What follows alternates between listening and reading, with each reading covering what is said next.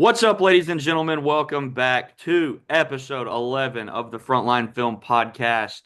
Um, we have a big one for y'all today. Very, very big. I don't think we anticipated this week's being as big as it ended up being. We have trailers on trailers to talk about. We got some movie news. We're going to react to Severance and Daredevil, and I'm going to talk about Invincible. We got three movie reviews, just so much stuff. So thank you all for tuning in. Yeah, and stick with us. It's probably going to be a long one, but exciting. That means there's a lot of good stuff going on and a lot of good stuff coming out. So we love a good movie news week. Um, yeah, you say hello. Yeah, what's up? What's up, everyone? Cole is right. It's gonna be a long one. It's gonna be a meaty one. We do have a lot to talk about. We kind of forgot all the releases that were coming out this week, and then on top of that, they killed us with trailers after the slow week last week. We got two shows to talk about. Cole has Invincible. I finished the whole docu-series on Netflix. Like it's just we're in it, man. We're in Yeah, it. So yeah, super no, man. excited. Before we get started, all as always, like make sure to like and subscribe. Make sure to comment other things that you want us to talk about. If you agree with our takes, obviously, we know we have some bad ones, but we also have some good ones. And then any movie news you think we missed, just leave it in the comments below. Follow us on everything in the description. Let's get into the gigantic episode we have. Yeah, yeah. So obviously we'll start off with a little bit of news and trailers um that we've kind of got. And the first thing that obviously we've talked about ad nauseum on this podcast, we got a whole lot of set photos of the Odyssey this week. Some just of like the settings and stuff and the costumes, but we also got some images of some of the actors in their costumes on set. Um it's so it you know what it was a couple weeks ago we got like that first image of Matt Damon. Well, we've gotten a lot more in this past week. Everyone is pretty much arriving in Greece. This thing looks like it's in full swing. Yeah, nah, every single picture that we've gotten just looks insane. The costumes look great, the setting looks great, the actors look good in the costumes. We got pictures. Who all did we get pictures of? We saw Tom Holland for John sure. Bernthal. We John saw Matt Bernthal with Damon a again. John Bernthal with a bald head and Yeah, it yeah. looks lit. Yeah. We saw Matt Damon again. I don't think we saw any like female really this week. Yeah, I don't really remember seeing any as either, but um, I mean, seeing the actors are cool, but I think just more so we're getting a kind of a glimpse of like what it's going to look like visually. They're like out there in freaking prehistoric like boats on the water, Yeah. filming on location, no green screen because he's Christopher Nolan. He doesn't do that. Yeah. We love him for it. So uh, yeah, no, everything that we're seeing is just getting us even more amped, more and more amped, and like confidently, I know we can both say this is number one or two of our most anticipated for the next foreseeable future. Yeah. Yeah. No, dude, the boats like was the thing that kind of grabbed me and my attention. You always wonder like how is he gonna do that? Like how is he gonna do boats from however long ago? How's he gonna make it look realistic? And he somehow just finds a way. It wasn't like he was on a calm, like water either. Like you could see it looked like the waves were crashing against the boat. The wind was blowing. Dude, it looked so good. I can imagine that backdrop is going to be absurd. He has a mega cast. He has one of the coolest stories ever written, and one of the greatest directors ever do it is leading it. And now you just get more excited. Like we're gonna do a most anticipated draft for next year, and that's gonna be the first one. Whoever wins the coin toss. So, Yeah, I mean, yeah. No, yeah, I'm so pumped for it, and I think I don't know if you even saw, but it's the same cinematographer from a lot of his more recent stuff. Cinematography. He did Interstellar, Oppenheimer, Dunkirk, and I think maybe a couple others. But super cool that he's getting his guy back. So we know this movie's just going to look insane on agreed. top of the awesome story and acting and probably sick action and I'm just beyond stoked. I hope this is like a 6 hour movie and I will be there for every second of it. Agreed. Um, Agreed. yeah. So hopefully, in the next couple months we'll start getting more and more info and maybe even a little teaser trailer. I know we got the Oppenheimer like first teaser trailer about a year before it About a came out. year. Yep. So maybe kind of the same thing here. So we'll just have to see. But yeah, that's the Odyssey. Yeah, we're pumped for it. Another big piece of news that dropped early this week is it was announced that A Quiet Place 3 is officially in development. Um, we got a third one last year, but it was a separate story. It was a prequel, which we both loved. Hmm. I think it was in my top 10 last year. I really, really liked that Yep. that one. With who was it? Lupita Nyong'o and Yep. what's his name? Joseph Joseph. Quinn. Yep. Yeah. No, we both really, really enjoyed that one. But obviously, we've come to love Emily Blunt's character, and we Yep. loved John Krasinski's character. And then we were introduced to Cillian Murphy's character in the last one. So, from what I remember, how the last one ended, like they made it to that island or whatever.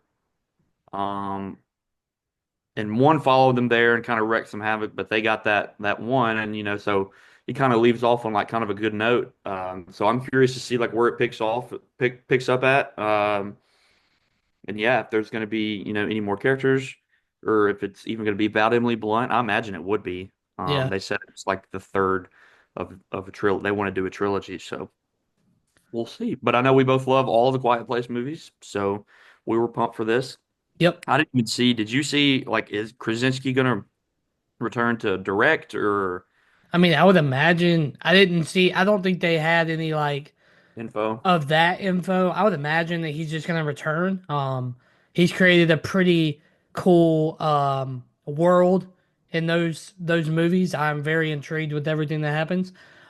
Yeah, you kind of what you said. The one made it to the island. We know these creatures can't swim, so they would be safe there. I wonder if they're gonna try to get people there. I don't really know.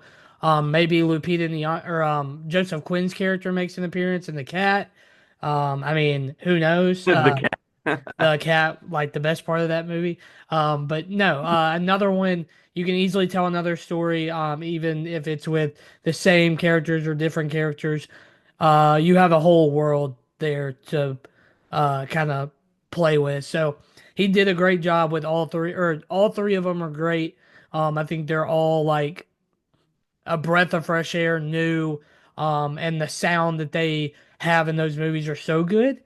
Just keep doing what you're doing. Make another one. Make five more, and I'll keep going to see them. Um, so yeah, I would imagine Krasinski's back. Emily Blunt's character is very interesting. I would love to see Cillian Murphy's character again. Um, I might need to Yeah, go rewatch the second one. Uh, but I remember day one and the first one like very vividly because they yeah, were just so good. yeah. No, they're all three great. It's such a really cool world that Krasinski built. I got the Hmm. info on my computer right now. That's what I'm looking at, and it says um basically it's kind of like confirming that Krasinski is going to return probably to direct because Emily Blunt said she wouldn't even want to do it if it was a different Yeah, director. fair. Which makes sense. But Krasinski's been busy. That's why it kind of got delayed. But now he's finally got a little time. So, Yeah. yeah, no, good to hear. We love those movies, so we're very excited. Dude, I remember watching the first one in theaters like it was yesterday. It was just such an insane, unique experience that like you don't really get with a lot of movies. It was such a weird, out there concept. Yeah. It was worked so well. Yeah, it was very different from like all the horror movies I feel like we were getting. A lot of them don't use the sound. And I can think of a couple. I don't know their names, but like I can think of a couple like I think one's called Hush on Netflix where it uses Another one that sound. stands out is Don't Breathe. Yeah. Don't Breathe, Um, Hush, stuff like that. And this one was just really good because already with a great cast, it had a higher budget than those two films, I think. So they were able to do more. And I'm pretty sure like everyone just thought very highly of that movie. It was very good. So yeah, yeah. So we're excited for that. Cool that they made that announcement. So that's pretty much all the like I guess news items. It was just a ton of trailers. uh, Literally, I have 6 trailers, and I think there were even more, but we just yeah. We We're just gonna picked miss the some, strangest ones. unfortunately. Um, but first one, I think it came out on like Monday, probably right after we recorded the pod. We got the first official full trailer for Last of Us season two. Uh, and it looks really solid. Me and you, we both know the games, we know the story, we know where it's going. Um, I'm very curious to see how they handle it. It is going to be one of the most divisive seasons of television ever, I think. Um, and I still don't even know like how in tune with the game that they're going to be. Like, are they going to really do it? Are they going to do it, or are they going to kind of make it a little more like TV series friendly? So we'll just have to see. We both know that the second one is a much darker, creepier, more like just psychological, just crazy different vibe than the first season. The first game is like, it's about this relationship between Joel and Ellie, kind of a blossoming friendship. Yeah. And then this one, they're more mature. They've gone through a lot, and things just take a turn. Um, so yeah, no, I watched the trailer a couple times actually. It looks awesome. It looks awesome. I know we're not huge fans of the way that the game ended, but this trailer does look really good. So, Yeah, and we the love sec the first season. yeah, the second one, the game just kind of explores the darker side of humanity and how it can, how humans can go to really dark places in an apocalyptic type setting while also exploring more about the zombies or clickers or whatever you want to call them. I would be very, very upset if they didn't follow the source material of the second game. Did we like it? No. I don't think it's as good as the first one, but that's not to say that it's not well written. It is We well written. we Yeah, understand the don't okay, I want this to be known. I don't want to say like the story of the second game is bad. I just wish they didn't do what they did. Because I love Joel. I love that character. I think he's one of the coolest characters in video games. When you think of video games, you think of Joel in the first game. And Ellie is awesome.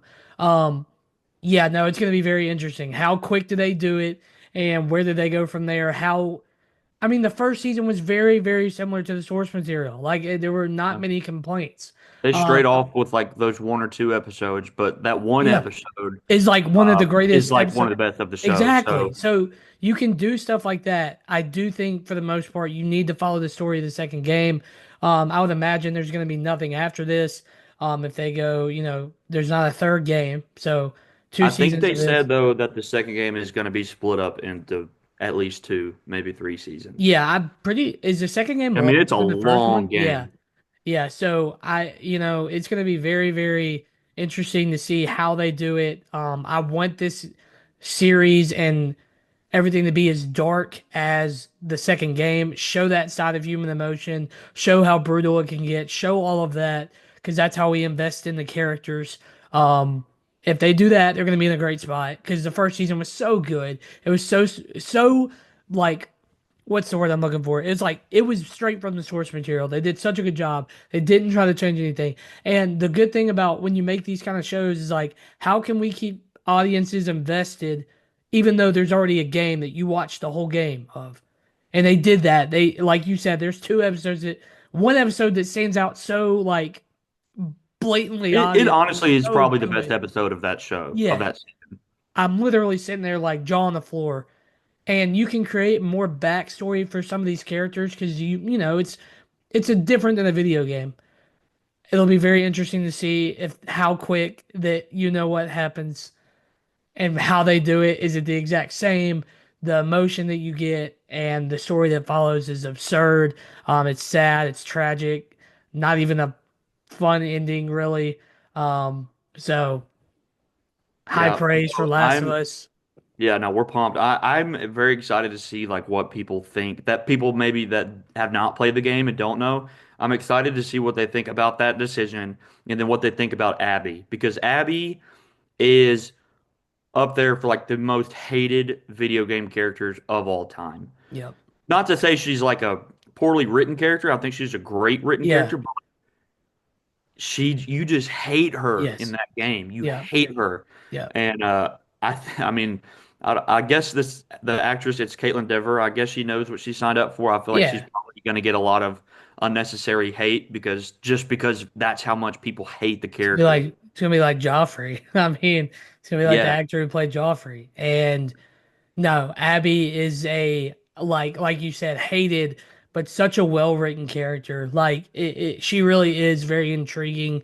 I know in the game you play, I don't know how many missions is her, you play from her point of view. Um, but obviously like Ellie is gonna be the main focus of this season. If you have not played the video game, it's gonna get spoiled before the season even comes out. You just gotta be ready for it. It is it's gonna be awesome. It's gonna be awesome. I'm so excited. They did such a good job with the first season. They're gonna do just as good a job, I would think, on the second season. And we'll just see, man. There's one big event, and it could happen very early to see how we kind of feel about the second season. yeah. So very excited for that. That's less than a month away. I Yeah, think it was 13th. and we Uh, will be reacting to that on the for sure. pod. Like, For sure. I'm not sure how long it was. I think what was the first season, like 8 or 9 episodes? So yeah, I think probably so. about the same. But yeah, no, that's Last of Us coming soon. Very excited for that. More TV shows to talk about. So Yeah. another TV show that had a trailer drop this week is Black Mirror. I honestly don't know. Have you watched any of Black Mirror I've really? watched a good portion of Black Mirror. I'm not gonna sit here. I didn't watch the one that was like big, where you got to choose your own kind of story. Didn't Oh, the watch that. movie? Wasn't Yeah. very interested in that. But I think it's a cool concept, obviously. And Netflix is very, very smart for doing something like that. I watched some of the early stuff. And then I don't know what season was this. I don't even remember. I think it's 6 or 7. I Yeah, think I it's think seven. I watched every episode of the first three and Yeah. dabbled in the fourth. Didn't I think get, like the first 3 or 4 seasons are definitely the yeah, best. yeah. But the thing about the show is like you don't have to watch all Right, of it. right. You They're can just all watch. different Yeah, stories. yeah. Um, there are a couple in the last couple years that I enjoy. I remember the last season, I think like 5 or 6 episodes dropped, and I really only liked like two of them. Mm, But those two are like, really, really solid. Um, and then even like I think it was like 4 or 5 years ago, the season before was only three. yeah. So uh kind of very scarce. I feel like they drop these every several years. So hopefully, they took their time on it and we get a bunch of cool, compelling stories.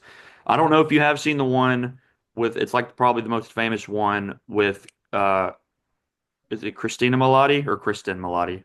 Kristen Milioti Yeah, Kristen from Miller. Penguin. Um, she plays a character on like a spaceship. That episode also has Jesse Plemons. I think it's called like the USS Callister or something. But it looks like we're kind of getting like a sequel to that episode. That's one of the most favorites. They're one of the most famous, a lot of people's favorites episodes. So, yeah, and we're also getting the return of Will Poulter's character from Bandersnatch. Um, who else did we have in the trailer? There were a couple like pretty big names. Trying to think. Um, Yeah, Will Poulter was like Kristen Milotti was the main one. Because she's like, I think she's the first one you see. Will Poulter. I don't know why Awkwafina, I'm blanking Paul on this trailer. Giamatti, Rashida Jones, Emma Corrin, Issa Rae. Yeah, no, we got a good little cast. So I'm excited. I'll definitely be tuning in for that. That's also relatively soon as well. I think it was like end of April or May or something. So Yeah. Mhm. I'll definitely be talking about that. Very, very excited. Another good streaming release show. Um, yeah. So those are our two like big show trailers. We also got a shit ton of movie trailers this We week. did. We are Yeah. very, very excited to talk about. Um, and I'm going to start off with probably the biggest one that me and you are most excited for, and that is F1. We got the first like full trailer for the F1 movie starring Brad Pitt, Damon Idris, um, who else? Not Javier Bardem. Hmm. Um, Max yeah, Verstappen, Lewis Hamilton. Started all yeah, those the guys. whole F1 grid. Yeah, the But whole F1 grid. Yeah. yeah, no. So we both love F1. It's definitely blown up in the United States since Drive to Survive. Um, so we are just stoked for this movie. We literally just watched, the opening race of this F1 season last night. So we love it. We've been pumped for this movie ever since it was announced. They literally filmed a lot of it on actual race days on the track in the paddock with all of the drivers. So yeah, no, the new trailer was freaking sick. Yeah. It looks like they just went balls to the wall on we're gonna get him in a race car. We're gonna have him drive around these famous tracks.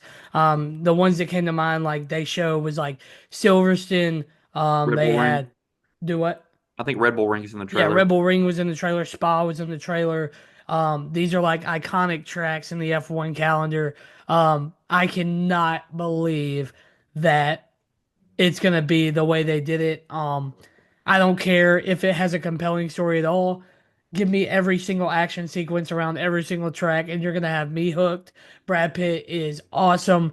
He looks like like a on his last leg driver, getting his chance at F1, and David Idris is the new guy upcoming. Javier Bardem is trying to get Brad Pitt back in that role to be a mentor, but also like he still has a drive to win. It's going to be extremely compelling, I think. Um, how could you not love?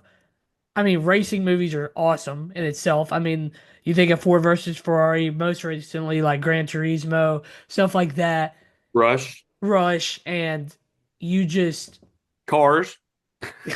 you just think of a movie like this, you're gonna get into the movie theater and just want like you to be deafened by the race cars and be intrigued with every single race sequence. And I think they're gonna do that with what we saw like last year where they were filming all this. Like they're out there with real drivers and everything, like on race days. It's gonna be the coolest thing ever.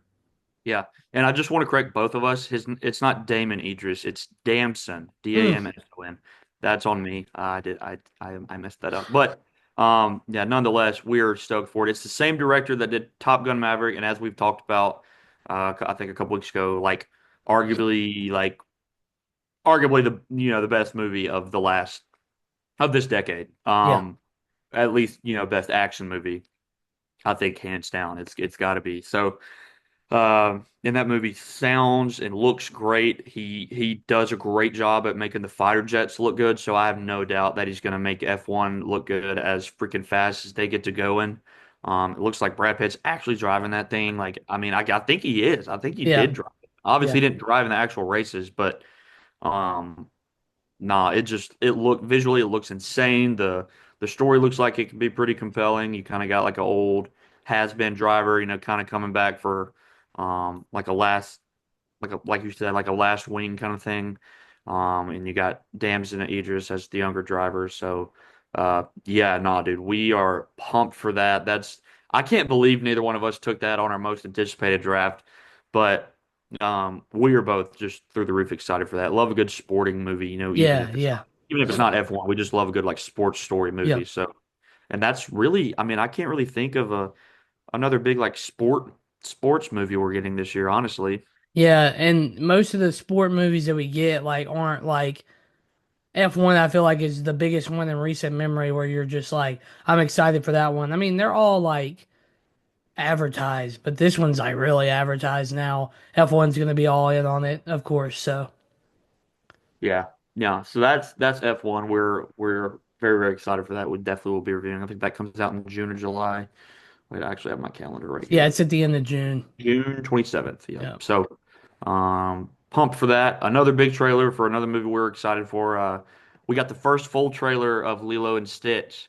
Up until this point, we'd only gotten like the little teasers. No, with not really any real look at the cast or the movie itself. So we finally got our first trailer for it, and I will be the first to say I'm locked in. I am Yeah. so excited for Yeah. this movie.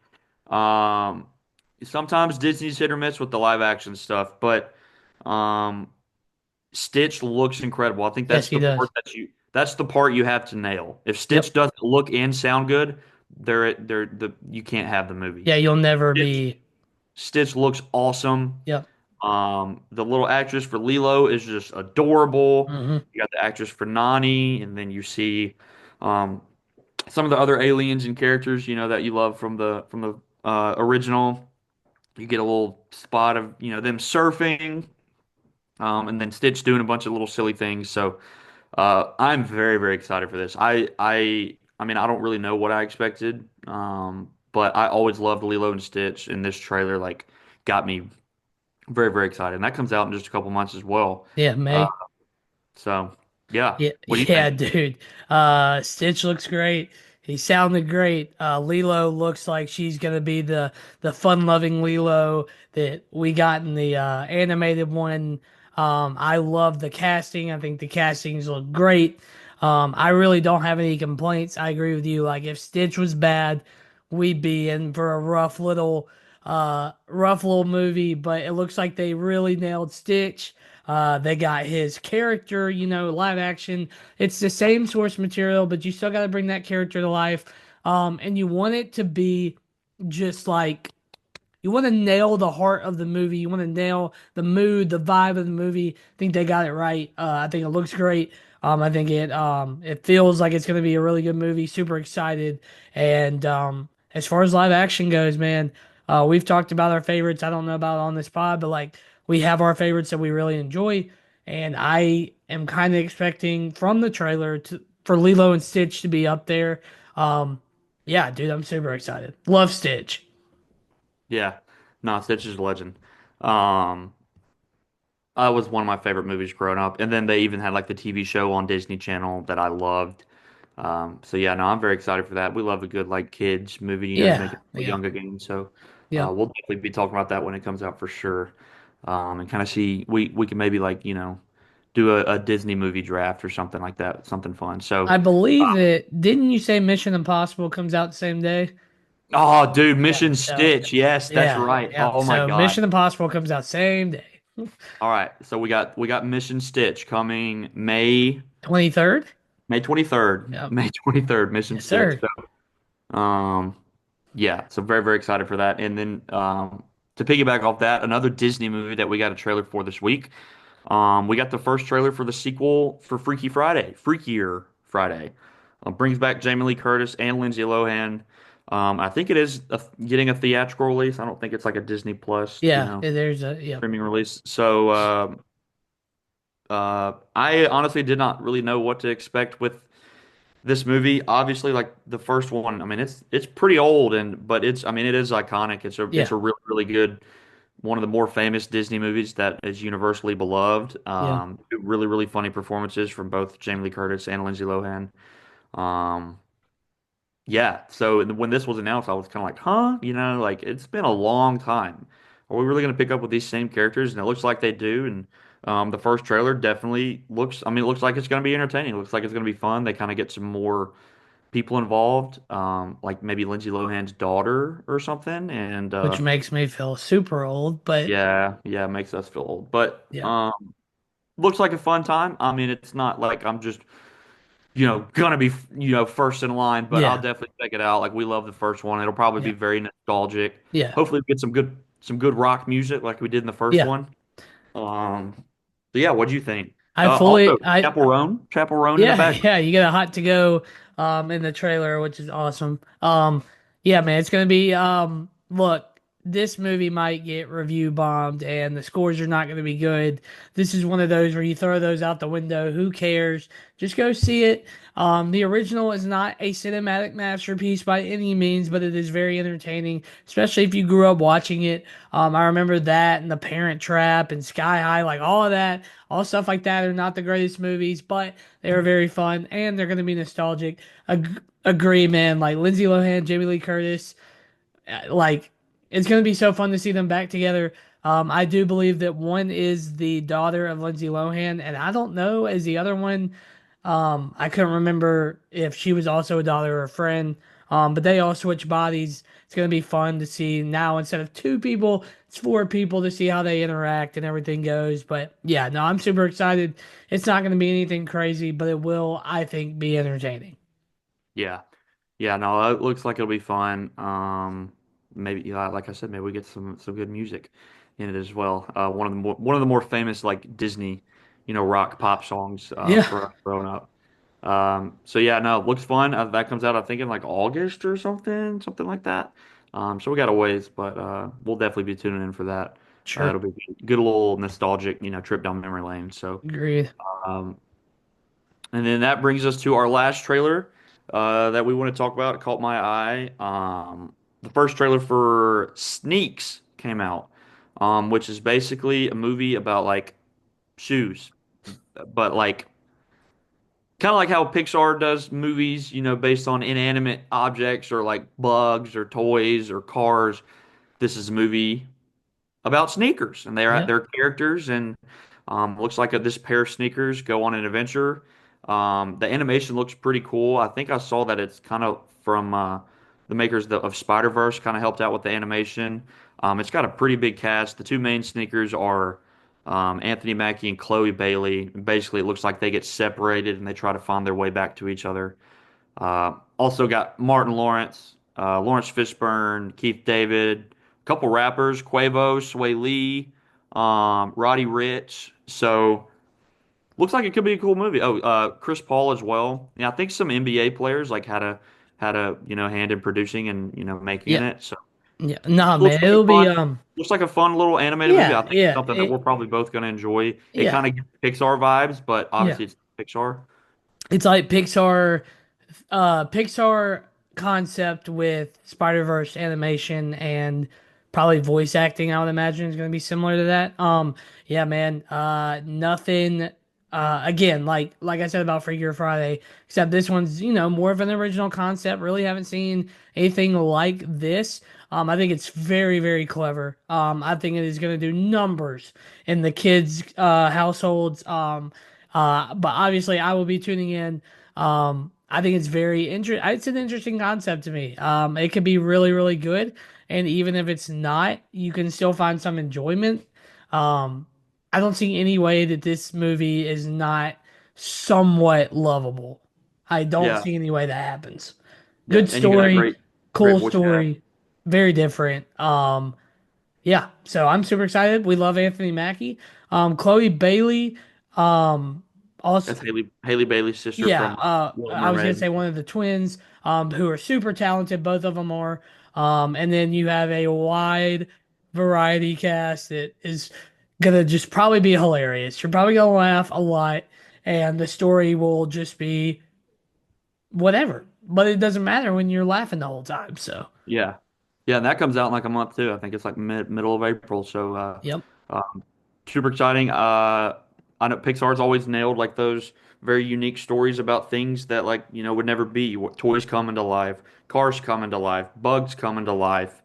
And then you got Sausage Party with food coming to life. yeah, So yeah, now we get shoes coming to life. yeah. I think it's a cool concept. Looks fun. Animation looks kind of unique and a good voice cast. So that's Agreed. definitely like one of the few animated movies that are coming out this year that I'm excited for. So Yeah, agreed. we'll definitely be tuning in. Lots of Yep. good like kid, family friendly movies coming out that we Yeah. just talked about. Anyone So. can go see it. Yeah, fun stuff. Fun for the whole family. So that wraps up all of our trailers, tons of trailers and news, stuff that we're very excited for. So now we're going to jump into the things that we have been watching, the TV shows and movies. And as we've done for the past 8 weeks, we're going to be talking about Severance. We're going to recap the latest episode, the penultimate episode of season two. Yeah, take it away. Yeah, this episode of Severance, I feel like we said goodbye one too many times. I did not feel like we were gonna get that this episode, but we say goodbye. We don't know. We think this is just speculated.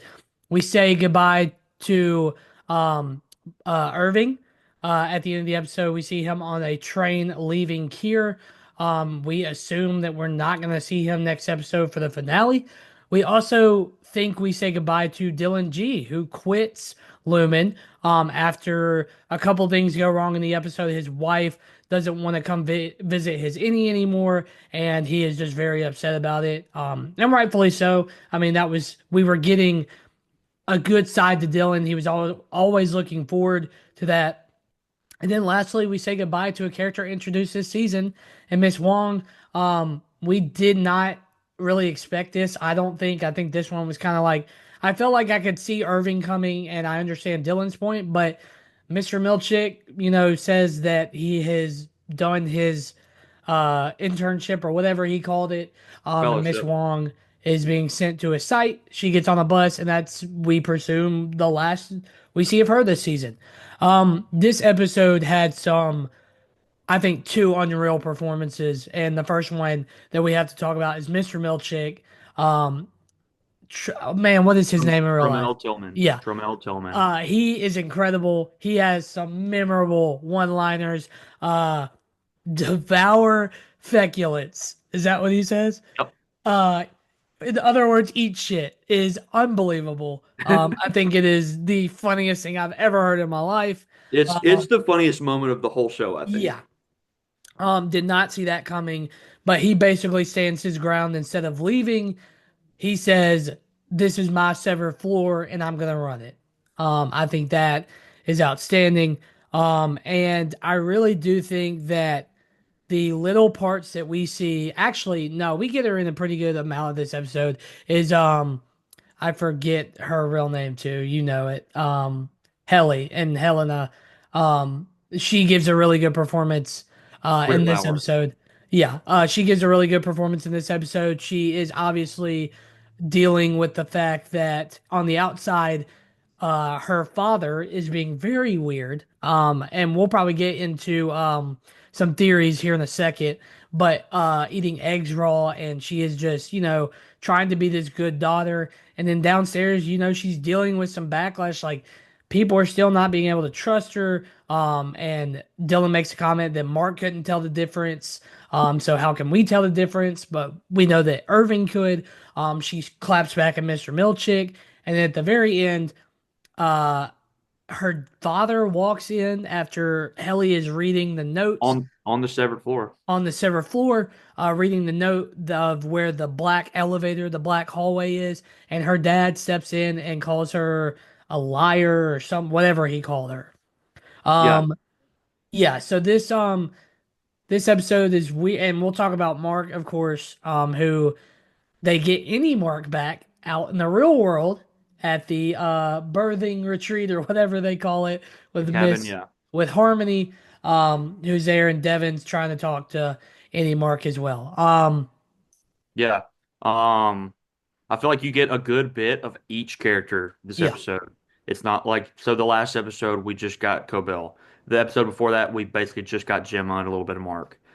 So we haven't really seen a couple of these characters in a while. yeah, And you kind of pick up on what they've been up to, and I think literally each character like gets a pretty much like an even amount of screen time, which is cool. We get a good little story with Dylan. We get a good story with Bert and Irving.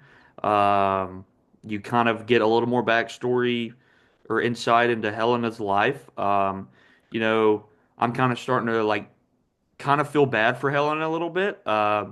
She's grown up in this family, and I guess they, have built her to be this, you know, pretty just mean and cruel like CEO of this company, yeah, um, which maybe isn't necessarily her fault. Like her dad seems like a dick. yeah, yeah, So she probably has not had a very good environment growing up at all. I think you kind of start to feel for her a little bit this episode and maybe kind of see where she's coming from. All that harshness and cruelty. Maybe it's just a product of her childhood and her childhood trauma. So, um, who else am I leaving out? Miss Wong, we get a little bit of her, and then obviously the moment with um, Mr. Milchick and Mr. Drummond. Devour feculence. I will never forget that for the rest of my life. nope, That was so funny. nope. And then with Mark and Devin and Cobell, so many characters, but they did a great job of juggling it all and making it, one cohesive like episode. And I also Yeah, want to say, like, usually you get every character together and went on the severed floor. This one is different locations happening. Like Irving is with Bert, and they're off doing their own thing. Dylan and Helly are kind of together. Milchick and Miss Wong are together, and then you have Devin, Cobell, and Mark who are together. So you have, what is that, four different places and storylines going on at once. I think again, Severance does such a good job at that, and some of these people are playing multiple characters, man, and that's like hard to do, and they do such a good job at telling it. I think this one was a very interesting episode, not with the amount of stuff that actually happened, but with the story that was being told with dialogue. Um, and it's just one where you're just like, man, they really can do such a good job by just talking, just getting characters to talk to each other and how good they are together.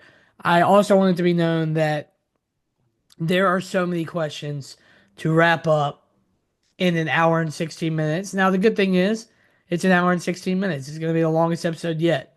However, it's only an hour 16 minutes, and we have a billion questions not being answered. We both know that they will not all be answered next episode. Hopefully, we get some like clarity and it will make us feel better before another 4 year gap. Yeah. So we we have a lot's gonna happen between the end of the season two finale and where we are now. But yeah, what we know now is we might not see three characters, and two of them are very, very big characters. We might not see them at all next episode. So Yeah, yeah, no. So it ends on a pretty good cliffhanger moment with Mark and Devin and Cobell in that cabin, and basically we're gonna get like a long-awaited conversation. It sounds like between Mark and Harmony, and maybe hopefully she kind of explains a little more what is really going on yeah, because she's kind of like off the Lumen train. She's yeah, kind of going against him. Sounds like she might be kind of an ally now. yep, So I think we will get some answers, but obviously it's going to end on another cliffhanger. But yeah, no, really, really good episode. I know you said you highlighted uh, Tremel Tillman and Britt Lauer. I want to highlight Zach Cherry, yeah, Dylan G. I think he was fantastic this episode. It's the first time you really see him like be super emotional and like yeah, kind of passionate on like on the romantic side of things, and he's like truly heartbroken, and I think he does that very well. And I don't know if you even watch, but at the end of every episode, they kind of like talk to the actors and the director for a couple minutes, and they talk to him, and he said, that's the first time in his acting career that he had to kind of, do something like that and play that kind of a role. And he said it was a real challenge, but he absolutely loved it. And yeah, shout out to him.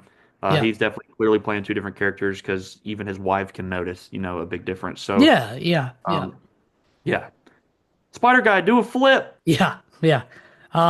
No, I agree. I think it is a very good episode. Not the most like not I mean, I feel like a lot happens, but not in like a episode what was it? Episode 6 or 5 kind of deal. I think it was episode 6 that we really like. It it really harps on the dialogue of these characters and getting an insight to their mind, and they all play the emotion so well. And again, like even Irving in this episode is like awesome.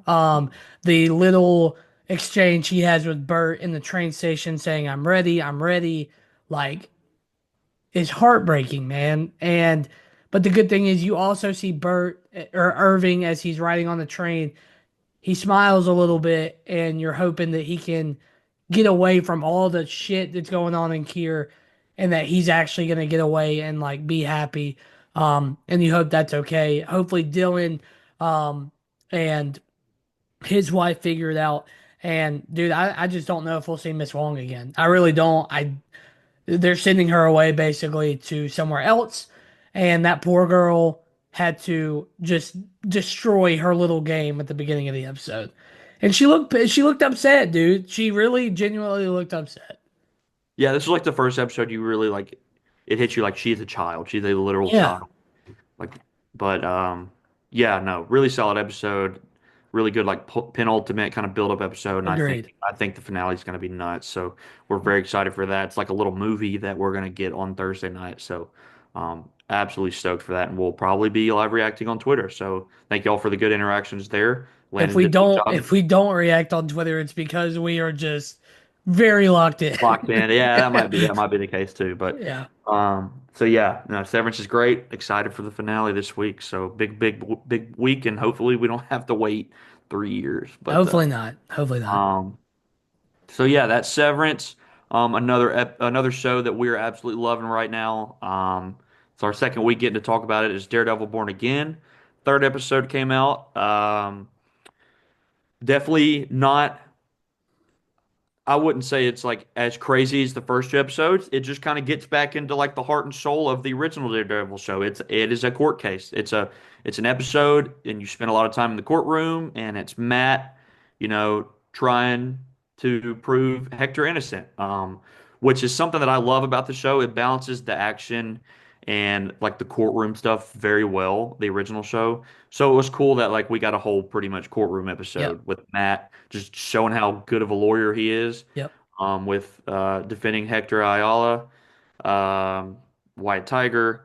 So yeah, no, really, really solid episode. I'm trying to think of anything until I don't want to jump right to the end yet, but basically Matt's just defending Yeah, him. I mean, you're He's been doing accused of killing a cop. yeah, you're doing the perfect like thing because the whole episode is him basically saying like he's innocent. Like what he did was because he thought it was right. He didn't know it was cops. Like the cop was collateral. Like he was trying to save somebody who's being hurt.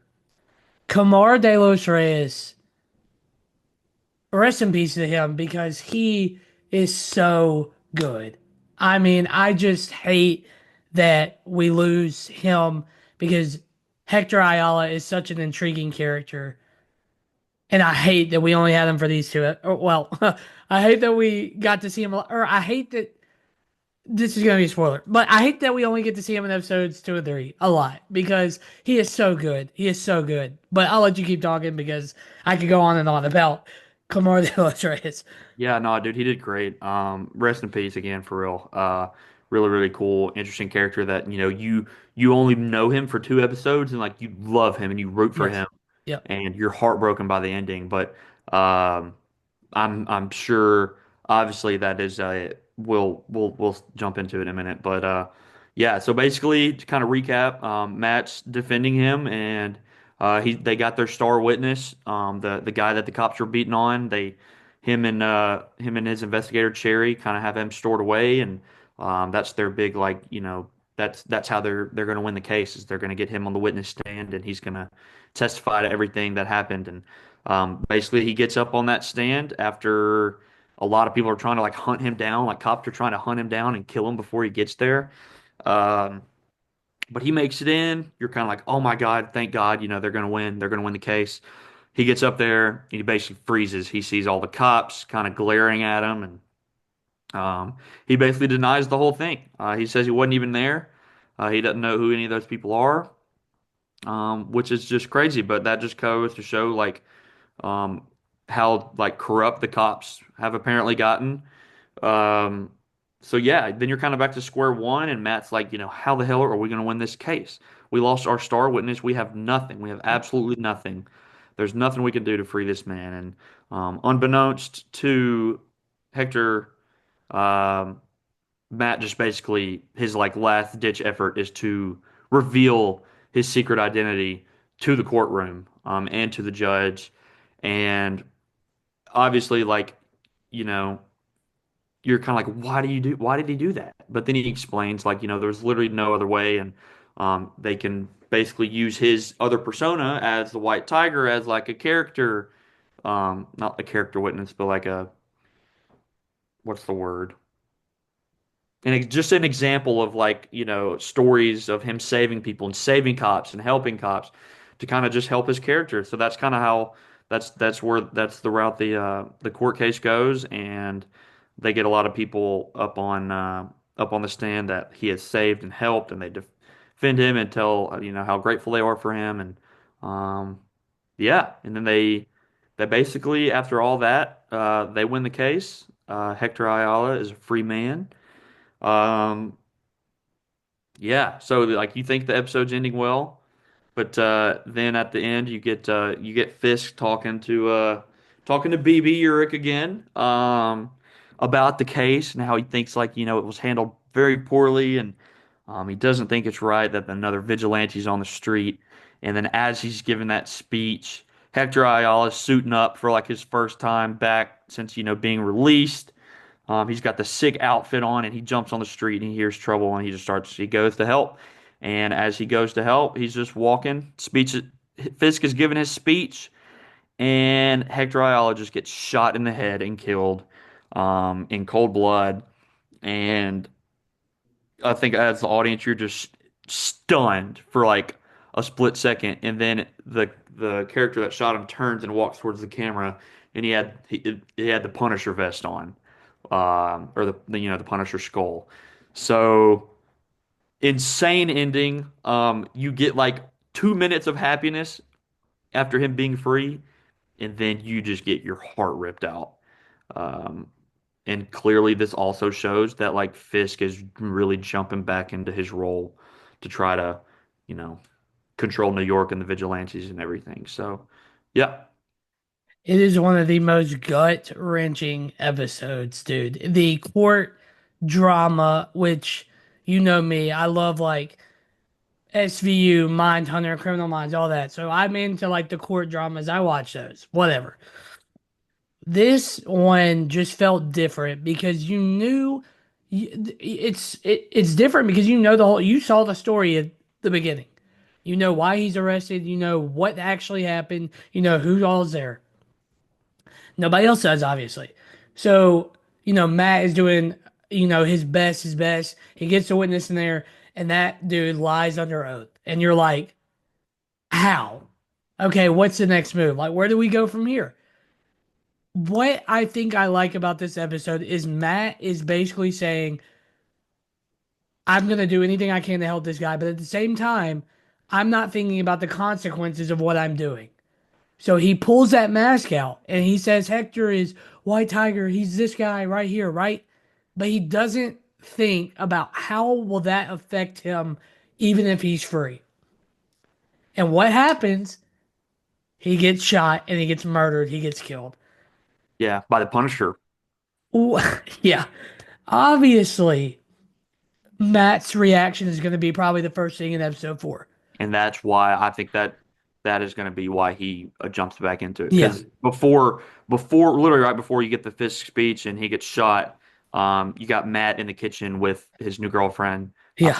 I forget her name. But yeah, they're talking, and he's like, it just feels so good when the law finally wins. Like we did this the right way. There's still, justice in our legal system, basically. Um, And and even then, then, like you remember in the Bullseye episode when Bullseye gets put away, like he is overcome with emotion when he gets put away. Like, yeah, yes, the legal system did it again. Let's go. Like that's yep. huge. And then And another thing that really stood out to me during all of the court procedures and everything is he's talking about Hector and being a vigilante, and you know exactly where he is coming from, and he 100% relates to Hector more so than anybody in that courtroom because he is Daredevil. He knows about that life, and he's kind of basically saying to Hector like, this is in the courtroom. He's like, White Tiger is who you are. Like this is who you are. Maybe this is just something that you feel like you have to do. And I feel like Matt's kind of talking about himself at the same yeah, time as talking about Hector. So some super cool like little moments with that yeah, it's almost like he was having that conversation by with himself, himself. like him and Hector were together. He's like, I understand you're White Tiger. Look, I get it. Like, I know where you're coming from. Obviously, he can't say that, but like he said, he's basically telling him, like, I get where you're coming from. You are doing this because you feel like you need to. And it's almost like it doesn't come off this way, but it's almost like he's telling himself, like, it's the law is here for a reason. Like, the law is here for a reason. I understand, like, you got to do what you got to do, but at your core, you are good. But there's a reason we are in this courtroom today to let justice be served. And I'm trying to free you, right? And that's what Daredevil has done such a good job with. I feel like these first 3 episodes. You talk about grounded, bro. Talk about like on the streets type stuff. The first 3 episodes have done it so incredibly well, especially in a time where the MCU is just all over the place in the multiverse and on different planets and in different universes. Daredevil is not about that. It is what is happening on the streets, and it just does a really good job. And this episode was so good. I agree. It goes back to the core of Daredevil. Matt Murdock, I mean, Charlie Cox is just as good. He's so good, dude. Him and Kamar De Los Reyes are outstanding in this episode. I think that it just really sucks that we won't see Hector again because I really did enjoy his character for 2 episodes. And it is going to be very interesting to see how Daredevil responds in a couple of days. So, Yeah, that does suck, but apparently in the comics, his daughter or his either his yeah, daughter or his wife, Ava, I yeah, think, Ava Ayala, is that his wife or his daughter? his daughter She basically or his in the niece. comics Might have been his niece. she becomes White Tiger Yeah, yeah, in the comics. So maybe we kind of get a little bit, we still get that character. And so we'll kind of, still get to, keep Hector in mind throughout the season as maybe like his daughter or niece or whoever it is, kind of comes into the role as the new White Tiger. So uh, agreed. definitely got some cool characters at play. Hopefully we'll be seeing Muse soon. Yeah, We get yeah, our first hint at Punisher, which I'm sure means that this coming episode we will see Frank Castle. I'm sure Matt will hear about what happened, and he's gonna hunt down Frank Castle yeah, because that's what the news is reporting, and you kind of see it in the trailer. He does end up finding him, and uh, he's like, "I just want to talk." So definitely excited to see how that goes down, and then I'm sure once they figure it out, they're gonna go after uh, whoever really did it, and yeah, Frank is gonna be pissed. So definitely teasing some very, very cool, exciting stuff. Daredevil's just firing on all cylinders. You're getting sick action, you're getting heartbreaking moments, you're getting good courtroom drama. You're getting good character development with Fisk and Matt Murdock. They're introducing so many cool different characters and storylines. Man, it's just so good. Like you said, yeah, it's the I think it's the most grounded the MCU has ever been. yeah, Um, Coming at a time when it's just a lot of their stuff right now is just crazy. But yeah, it's just simple and sleek and just phenomenal. So yeah. we're loving it. We really enjoy watching that every Tuesday. Um, I think this week we just get one episode, but the next week for some reason we get two. So yeah, we're eating good. We're eating good until Thunderbolts comes out. Agreed. The Marvel fans are doing good right now for sure. We love Daredevil and we're excited to keep talking about it. So um, those are our two shows, Severance and Daredevil. But I know we also have been watching some of our own stuff too, kind of separate. But I actually binged in this last week. I binged the new season of Invincible, season three. And have you? I couldn't. You haven't watched season one. You haven't watched any of it, have you? I've Really? not watched Invincible. Yeah. Well, number one, you would love it. Number two, I wasn't just stoked for this season because I didn't love season two. Season one is unreal. Season two, not as good. This season, though, is so damn good. It is so, so, so good. I watched it in like two sittings, you know, no skips. Every episode was important, enjoyable. You get some great character development from everybody. The animation's sick. The voice acting is great. You get so many different people. You get like Simu Liu, Zolo Maridueña from Blue Beetle, Aaron Paul, Sterling K. Brown, and then obviously you got like J.K. Simmons and Steven Yeun. Um, yeah, it's just some great, great voice acting and great animation and some insane fight sequences. And I'm sure you saw on Twitter the last two episodes are like it's like 9.8 and 9.9 on IMDb. Rightfully so. Like they are two just unbelievable episodes. It ends in a crazy way. And I'm like freaking pumped now for season four. After not really being excited for season three, I'm pumped for season four. So I'm glad they found their groove again. I know if you ever watch it, you'll absolutely love it. It's like literally a comic book come to life, come to screen. Um, and everyone that has read the comics has said that it is like dead on. Like it doesn't change up hardly anything. It even keeps a lot of the same dialogue. And I've seen like pictures of the actual comic book and the scene like lined up, and they look identical. So Nah, Invincible's absolutely killing it. I think they said now after there was like a 2 or 3 year gap between season one and two. But they said they're gonna crank one season of this out a year. And I think they're shooting for like 7 or 8 seasons. Nice. Uh, so yeah, no, Invincible's great. I just wanted to touch on that. I don't want to spend too much time on it, but very, very good, fun season of television, and I'm excited to see where the story goes. So, uh, yeah, and you do you want to react to your show you watched this past week? No, we can do that in the what we're watching. Do that in the end. Okay. I will say that it probably is the best season of the show yet. Yeah. So No, nice. I agree. That's literally what was on while Yeah. I was watching So before. yeah, I'll talk about it at the end. So yeah, we can keep rolling. Yeah, Um, we keep rolling. So yeah, that's our TV shows. That's Invincible, Daredevil, and Severance. We'll talk about some more stuff later, but now we're gonna jump into the movies. So last week we talked about on our episode, we didn't know what we were gonna review. We didn't know what we were gonna see. We knew that Black Bag and Novocaine were coming out. We also ended up forgetting that Opus came out as well. And I also forgot last week that The Electric State was coming out, the new Russo Brothers film on Netflix. So that's four big movies coming out in a week, yep. and we were able to make it to three. We were able to get three of them, Yeah. which I think is pretty good. Good for I us. would say, yeah. Good No. for us. We watched three new movies this week. Three very different movies. Yeah. Um, we so Electric State, Black Bag, and Novocaine. So let's start off with Electric State on Netflix. New film from the Russo brothers, who everyone knows. You know they did Endgame and Infinity War and Civil War and Winter Soldier.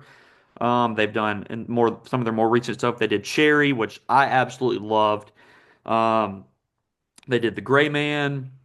Um, I can't remember what else they've done since. They've helped produce like the Extraction movies. They helped produce Everything Everywhere. So yeah, this is their first like I think their first movie back directing since Gray Man.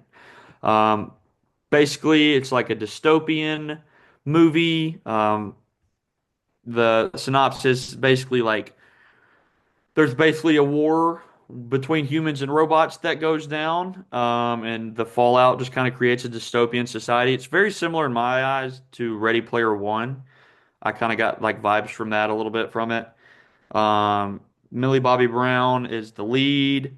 Um, basically she loses her brother, and then this robot appears in her life that claims to be her brother, and she's like, how? And then she goes on this adventure to kind of get answers, meets Chris Pratt along the way, along with a bunch of other different robots. Lots of robots, a whole lot of robots. They did not shy away from it.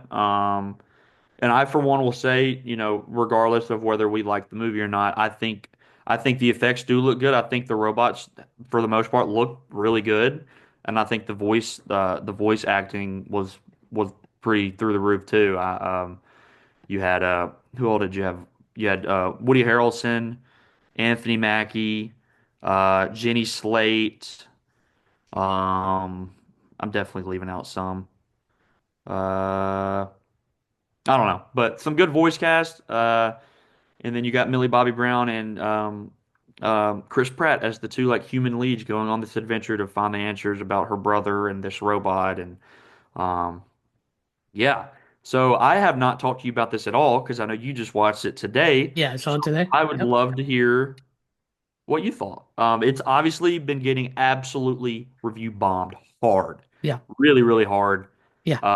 It's got like what? I think last time I checked, like a 19 on Rotten Yeah, Tomatoes. it was 19 on Rotten Tomatoes for the critic score. I was actually looking at the uh audience score like as you were talking. Um but yeah, since yeah, 14% critic 14, my bad. and then now my Rotten Audience, Tomatoes isn't gonna load. But yeah, audience no, real quick, 76. huh? 76 for the audience. Okay, so yeah, not I mean not terrible on the audience score. I'd say that's pretty good. That's a very wide margin. I think a lot of people were giving the hate to it because it was $320 million and you spent that budget to do a Netflix release. I can definitely see people kind of getting irritated with that. Why would you not do a theatrical release? Why would you not?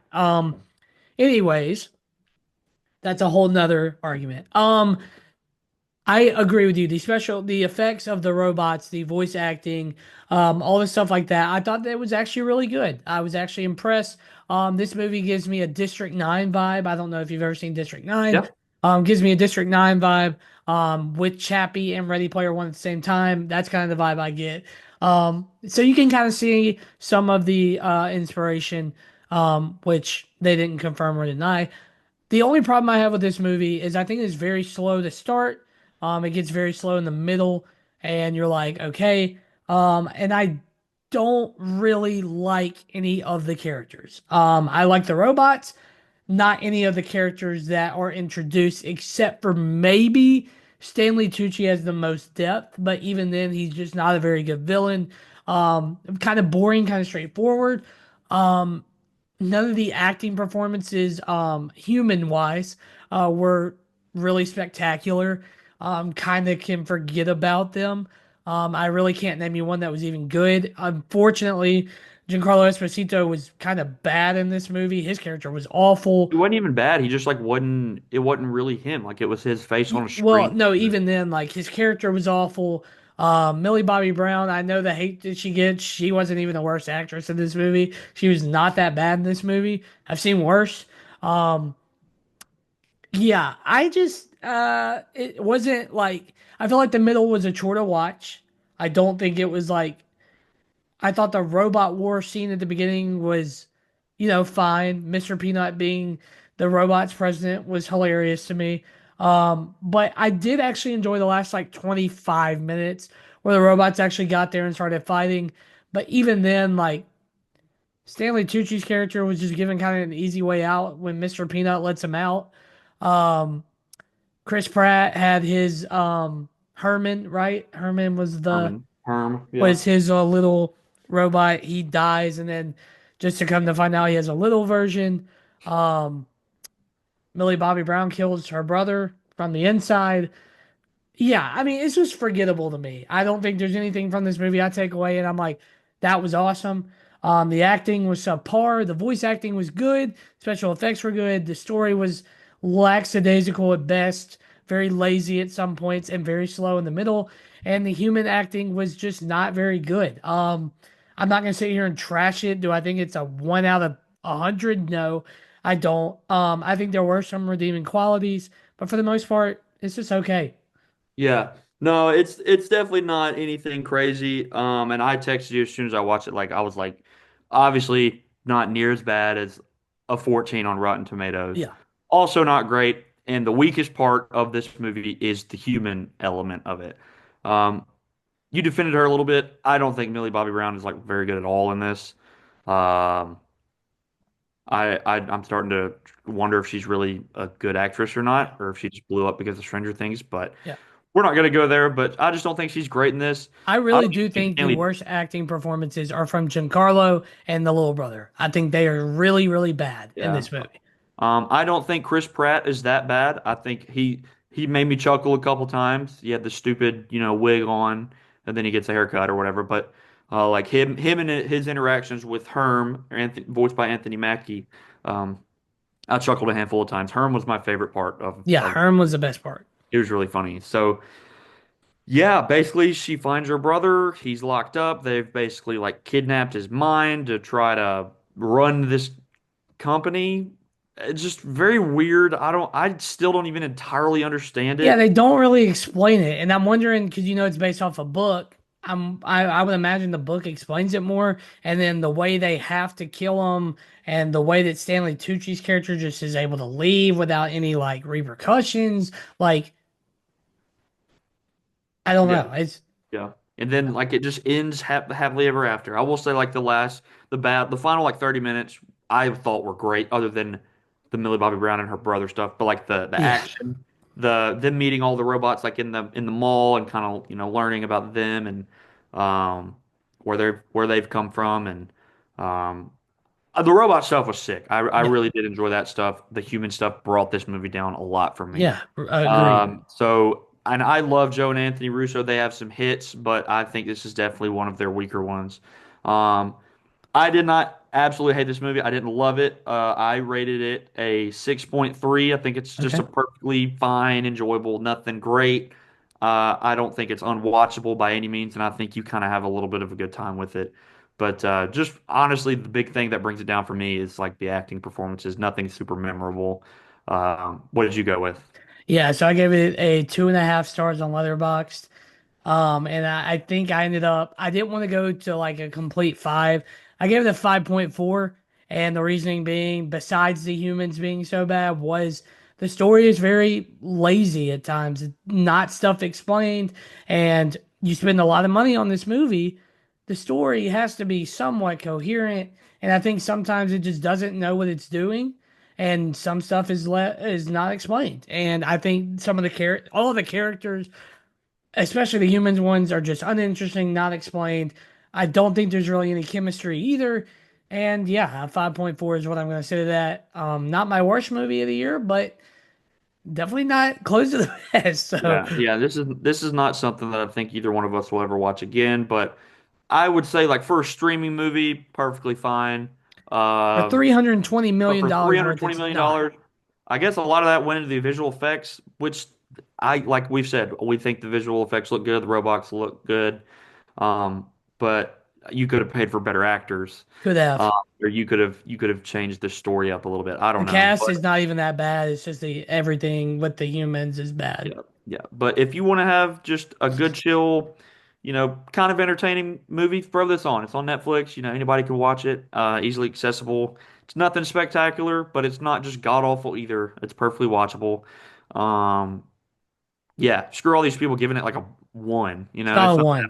it's not that bad. It's got some moments. So, yeah, that's the Electric State, and now we're gonna jump into our two movie reviews that we saw in theaters. Yes, sir. All right. So the first theatrical release that we're going to talk about is Black Bag. Um, New spy thriller from director Steven Soderbergh. Stars Michael Fassbender, Kate Blanchett, Regé John Page, among a couple other people. Here's Brosnan. Pierce Brosnan. Pretty small cast, but right from the jump, I want to say that I think this movie is filled with everyone delivers a great performance. I think they're all great. Fassbender is just perfect for like the spy role. Kate Blanchett's good as she usually always is. Um, the supporting cast is great as well. But yeah, new spy thriller. Wasn't really heavily advertised, but it's something we were excited for. Um, and something refreshing about this movie is that it's only 90 minutes. It's super short, simple, not complex, not 2 hours, not 2.5 hours, just an hour and a half. You got this story, and basically it's a whodunit, essentially. They're trying to find a mole in their organization. Simple as that. There's someone corrupt among the group of them. So very simple, but also like kind of deep, in what it's trying to tell and what it's trying to portray, and then it's just propelled by just fantastic acting performances. So, yeah, if you want to kind of jump into what you thought, we have not talked about this movie together at all, so I have no idea what you thought, really. Yeah, so I want to start off by saying Michael Fassbender is very, very good in this movie. He doesn't have to say a lot, but his body language and the way he acts, and even some scenes where he's acting very nervous, he does a really good job. I think he puts on a great performance here. It's very fun. Kate Blanchett is also very, very good in this movie. I think they have great chemistry. I want to start off by that. I think in a movie where you're trying to figure out, who's done it. And, a question that's asked a lot in this movie is how do two spies have a marriage that works, right? And, we get the one scene of Kate basically telling her husband, like, would you kill for me? Would you kill for me, George? Would you lie for me? And he's saying, yes, yes, yes, I would do anything for you. And and we understand that George or Michael Fassbender's characters hates liars. Like he straight up hates liars. And we're like, okay, how does that work? They say it's You like are, undefeated and like getting yeah, confessions out of people and yeah, you figuring are out led polygraph. to believe the main suspect of this movie is his wife. You are. And that's the way they're trying to portray it. And he knows she's lying and he keeps asking her questions and she continues to lie. Now, come to find out, they basically know the whole time, like, it's neither of them, but they have the whole scene at the end of the movie. But I really do think that this the way it's like told is complex but simple at the same time, if that makes sense. Like, it does not go on a 2 hour journey where you are just trying to figure out the whole time. It is very simple scenes, very simply told, very simple dialogue, straight to the point, and it's saying, this is what we know about this is what we know about this, what are we going to do next? I love that. I really do love that. It's not trying to put all this confidentiality stuff and making you guess the whole time, and you are guessing the whole time, but you're getting straight dialogue, straight to the point of what they know. Yeah. I love that. And the camera work, like the cinematography, is so simple too. It doesn't do anything extraordinary, but it works. It works so well. I think, like you said, the whole cast is very, very good. They obviously have a lot of tension between the characters, and it's told like that, and it works. It just works, and you can tell like they're fed up with each other and they don't trust each other. But at the heart, Michael Fassbender and Kate Blanchett, they trust each other. They love each other. They're married, like, and it comes to find out towards the end of the movie, like, they've been a step ahead the whole time. And I love that. And I think that's so good. At the end of the movie, you find out, oh, well, actually, George trusted her the whole time, and they know who the mole is. Um, the acting is superb. I think it is so simple. I also want to talk about the score real quick, or the music, whatever you want to call it. It's a breath of fresh air. I think it's just subtle things and like a spy music mixed with like a little retro element. I think it's very good. I think it's very good, and when it's used, very simple, very sexy at the same time. You can tell that some of these people are into each other and they just get along with each other. What can I say, man? I really enjoyed it. Yeah, yeah. So basically, the movie starts off a really cool oneer actually at the beginning of Yeah, Fassbender, like walking down the street, then down into a club, and then back onto the street. And he talks to another guy, I guess, that they work with, and he's basically like, "Hey, we've narrowed the suspect list down to five people, including your wife." So Fassbender gets all of them together for a dinner so they can kind of like, he can kind of feel out and kind of see. I think he's kind of playing mind games with all of them. Basically trying, they think that they're all just being invited to dinner because they all work together, but in reality, he's trying to, kind of iron, get people to admit some things or, see what things he can pick up on to try to figure out, who who this suspect is. So, I think that dinner scene is awesome. Like yeah, you said, the camera work, it felt like there was like a camera set up in each corner of the room, and it just yeah, kind of like simply just changed a lot. yeah, It was nothing crazy, but it like was really cool and kind of added to the element of like the intensity of that dinner. So you have that first dinner, and then throughout the whole like middle portion of the movie, you kind of get them trying to figure out what's going on. He's investigating his wife a little bit, and then he's investigating these other people that were on the list. You learn a little bit more about all of them and their like how they work together, how what relationships they're in, and then I would say the climax of the movie is well, not almost the climax. So before the climax, you get the polygraph scene of him polygraphing everybody, which I thought was great. I thought yeah. that was a really, really cool scene of jumping back and forth between all of Agreed. them.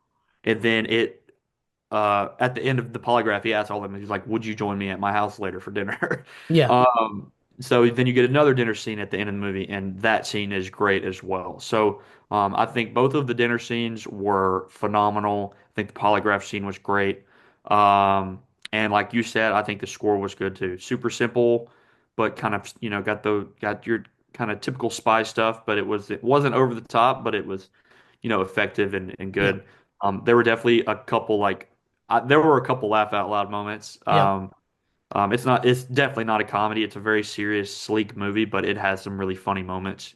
I don't know if it's like unintentional. It's probably intentional, but oh yeah, definitely got some good laughs out of my audience.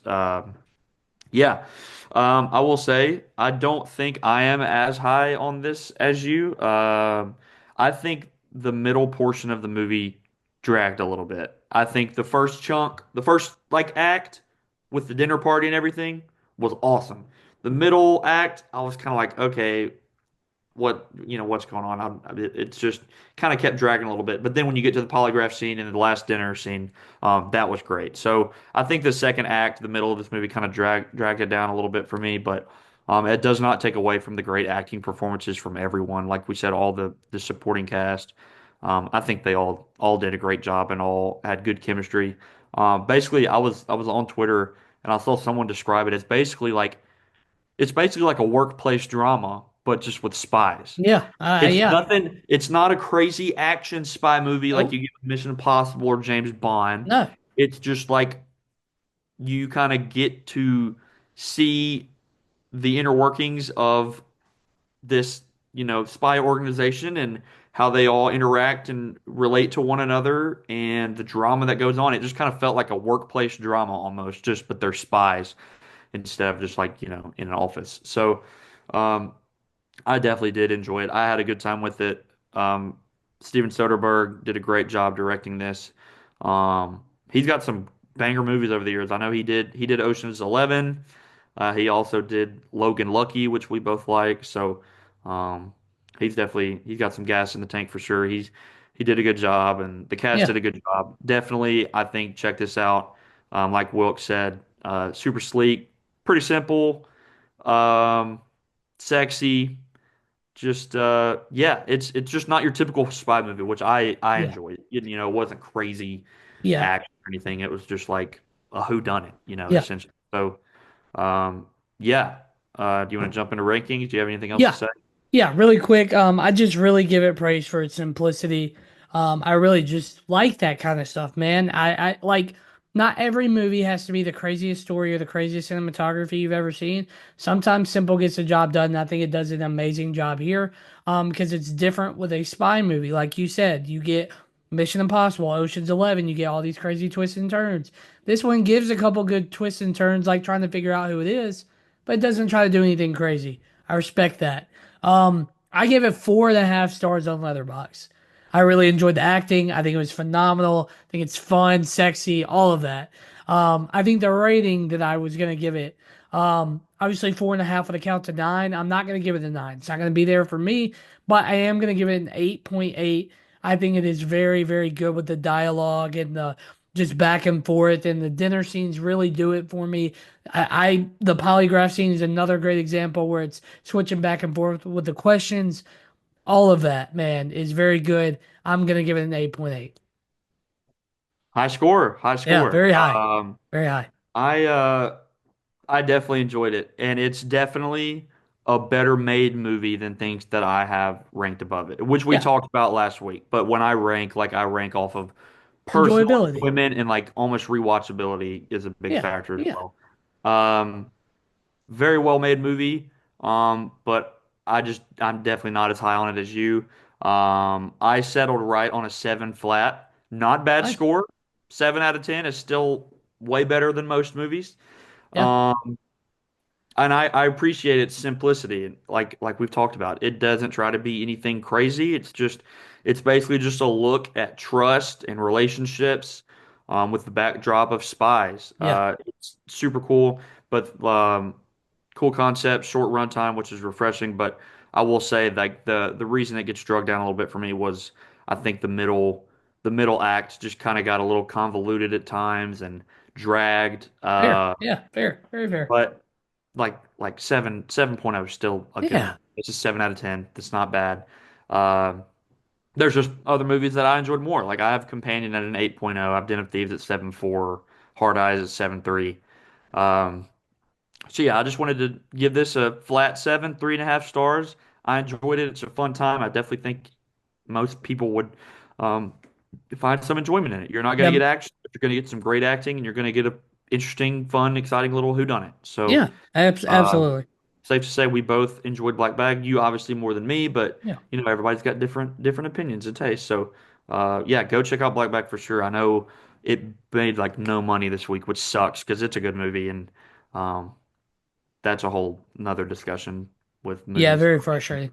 not getting advertised and then coming to streaming 2 weeks later. Like Mickey 17, they just announced is coming. Yeah. I mean, In it like just came out. yeah, but anyways, that's here nor there. We enjoyed it. Um, yeah. Yeah, good time, good fun time at the movies. More, I feel like we don't get a ton of like super serious movies like this much anymore. So it was refreshing. Yeah. And then now we're gonna jump into our next review, which is a very not serious movie. Um, and that is Novocaine, starring Jack Quaid um, as Nathan Kane. Um, I will say from the jump, once this trailer first came out, I honestly didn't really care that much about it. I was like, okay, it's Jack Quaid, you know, kind of action comedy, bloody, whatever. But a couple weeks before it came out, like it started getting really, really high praise, and I got a lot more excited for it. So basically, what the movie is he's just a normal guy. Jack Quaid is a normal guy. He basically has a disorder where he cannot feel pain at all. He can't feel like physical sensations, I guess, pain. He can feel other things as they talk about a little bit in the movie, but um, yeah, he's like he just doesn't feel anything. He gets burned, he gets stabbed, he slams his leg on the corner of the table like he doesn't notice. Um, so he's just a normal guy. He works at a bank and he meets this girl that he's been working with for a while, played by Amber Midthunder. Her name's Sherry. And he falls for her. They have an awesome night. They go on a date, and then she comes back with him, and um, yeah, so he quickly like falls for this girl. Kind of a good like I say like the first like 20 30 minutes of this movie's a good like kind of romance. It's not it's they don't really jump into the action and stuff super quick. They kind of like, get you attached to the characters and their relationship and their story. And then obviously it hits the fan. His bank is robbed. She's taken prisoner or hostage. And he's like, this is the girl that I just fell for. I'm gonna do everything I can to save her. I can't feel pain, so I'm gonna use that to my advantage. And that's what he does. And he goes on a little mission to save her. Chaos ensues, and it is a damn good time. It is a ton of fun. He basically has no idea how to do any of this, but he's picking up on clues and kind of able to start tracking her down a little bit. Um, and yeah, uh, so it's just very unique, like fight sequences and things like that you don't get with a lot of other movies because he can't feel pain, so he can use that to his advantage. So he's fighting these gangsters and these thieves and the tattoo artist uh and it's just they're all very unique, different fights, unlike anything you've ever seen, but they're still super gory and violent. Very, very bloody, gory movie, which I know we love. A lot of really funny, silly deaths, like almost things you get like in Final Destination movies or slasher movies, things like that. But yeah, the whole movie is just about him like trying to get this girl back and trying to save her. And it's super. It's another movie that's pretty simple. It's not serious and simple. It's silly and simple, but super easy concept to get behind. He doesn't feel pain. This girl gets kidnapped and he wants to save her. Um, yeah, I had a great time with this. I think Jack Quaid has officially like kind of obviously, he's like the lead of the boys, but he gets overshadowed by Anthony Starr and some of the other cast members, which fair. Anthony Starr is unfreaking real in that show, and Carl Urban and everybody else. But this is like his first real like he's the leading man. He was in Scream. Um, he's been in like another rom-com I've seen, and um, He's in Companion this year. yeah, he was in Companion. That's what I was blanking on. But this is like his first lead movie. Like he's the leading man, and I think he proves that he can do it. He can be a leading man. Yeah, I don't think you're ever going to really believe him to be like the super serious macho character, but like he can kind of play the nerdy guy really, really well. I think he's proved that in The Boys, and he proved that again with this one. I think he's great. I think Amber Midthunder is great. Did you ever watch Prey, the Predator No, movie? The most recent Predator movie, and it's one of the best ones, and she's the lead. That's the first thing I saw gotcha. her in. Um, but yeah, and then you get the main like villain is what's his name? Ray Nicholson. It's Jack Nicholson's son. He does kind of look like him. He does a good job as a villain. Yeah, man, I just think it's a super fun movie. You get a little bit of romance, you get some really funny, silly action and funny like dialogue moments. a lot of blood, and there's a pretty crazy twist halfway through the movie that I did not see coming. I don't know if you did or not, but I didn't. So yeah, I haven't talked to you about this at all. What did you think? I very much enjoyed it. So this is a movie that like doesn't, and I like this, doesn't take itself way too seriously. Like they understand the absurdity of the concept and they just roll with it. Jack Quaid is unbelievable. Again, we loved him in Companion. I loved him in Scream. Yeah, I don't see how he's not like on the map now. If well, let me say this first. Go to the movies and see this movie because it's only made $8 million this opening weekend, and both of the movies that we are talking about right now are flopping because people are just going to assume that it's going to come out to streaming. So I'll just get on that real quick, but it's going to put Jack Quaid on the map for anybody who sees it. We already knew about him. We already loved him. The deaths again. I don't understand like how a movie like this hasn't been really made yet because you're right, it is simple and it works to its advantage. The absurdity is hilarious. The action sequences are just wild. Just from you have a whole unique perspective on when you do a fight scene, you can do all this crazy shit because he doesn't feel anything. And I love that. I think it's hilarious.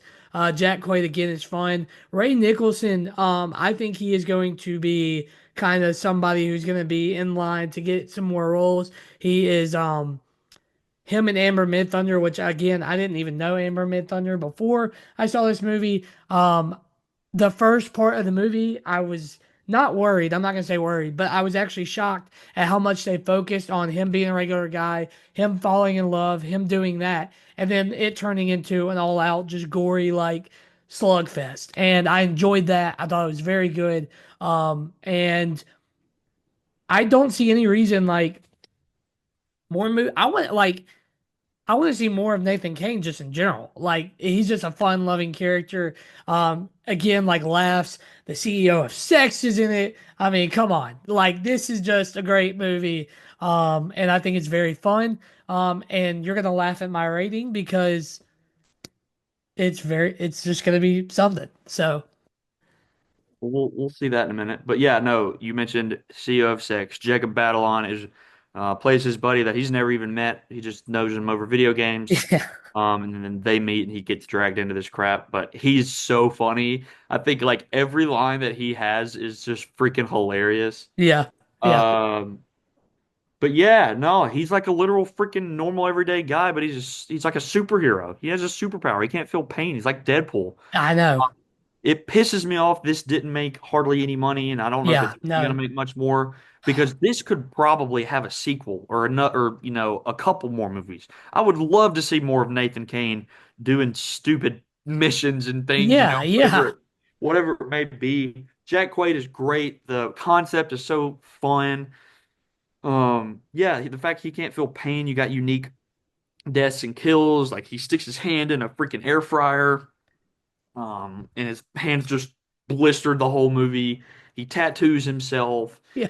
He he's using his broken bones that are protruding out to stab other people. It's just ridiculous. It's ridiculous. It is He's the got an arrow in craziest. his leg for a huge chunk of the Yeah, movie. Um, he shoves it through some guy's head and out the other side of his other leg. Like it's just ridiculous. yeah, So much fun. It works really well, and it's like I said, you get a little bit of everything. The movie kind of starts off with some romance, and then you get some really silly, fun action and gore. yeah, But it's also like heartwarming at the same time. He's really like kind of falling for this girl, and we'll kind of jump into spoilers a little bit now. The big twist I was talking about, you kind of find out that she is actually working with the thieves the whole time. She is or Ray Nicholson's brother or sister, their brother and stepsister. Yeah, sister. Um, so she's in on it. And it sounds like they've kind of used this to rob banks before, kind of, gotten her a job at a bank and then fall for some or get somebody to fall for her and then blah blah blah. But you could tell throughout the movie like she actually did kind of have a genuine connection with him and yeah. she doesn't really want him getting hurt and she's kind of over that lifestyle. But yeah, that was a big twist when like I my theater was pretty full when they said that, like I heard like a lot of people were like, Really? no Yeah. way. I mean, I did not see that coming at all. It was just something that I would have never thought they would throw in a movie And they like just this because barely dropped it in like a single line. He was like, "These are your favorite." You're yeah, like, "What?" yeah. And then you realize. And you're So like, because in a movie like that, it's so like straightforward that like you're like, okay, like it's just gonna be a straightforward movie, and then they drop it on you, you're like, wait a minute, that was actually a good twist. I didn't see yeah, that coming because you not don't really good expect it twist, in a movie and like it that. works well. Um, yeah, just a fun time. It's not gonna win any award or Nah. anything, but it is exactly the kind of movie that I like. Got a little bit of romance, it's super funny. It's got some good bloody action, unique fight sequences and things like that, and it's genuinely unlike any kind of like any movie I've ever seen before. Just a normal everyday guy who can't feel pain, and And Jack he Quaid is just so charming, he so he is funny. He's he is so good as the lead. yeah Get him in as many movies as possible. We do this every year. Like we do yeah this every year with some actor. And this like last year, Nicholas Hoult was like taking over. He had really good roles. Jack Quaid's already two for two, man. Jack Quaid's two for two, yeah. and let's keep adding them in there. As much as you've liked, I know we've talked about it a little bit. As much as you've liked Jack Quaid in these couple movies, like you got to watch The Boys. Yeah, got to. He is really really good in Yeah. The Boys. That's obviously like his big starting role. So um, yeah, he plays this character great. I couldn't really think of literally anybody else that could play this kind of character. Jacob Batalon, like I said, is hilarious. Amber Midthunder's good. Red Nicholson's good. Um, I honestly don't really see a ton wrong with this movie. I really, really enjoyed it. I'll jump into my rating. Um, Obviously, it's not like, life changing or anything, but it is a great movie and it's way better than it had any right to be and that we thought it was going to be. Yeah. Like I said earlier, this isn't even a movie I was very excited for.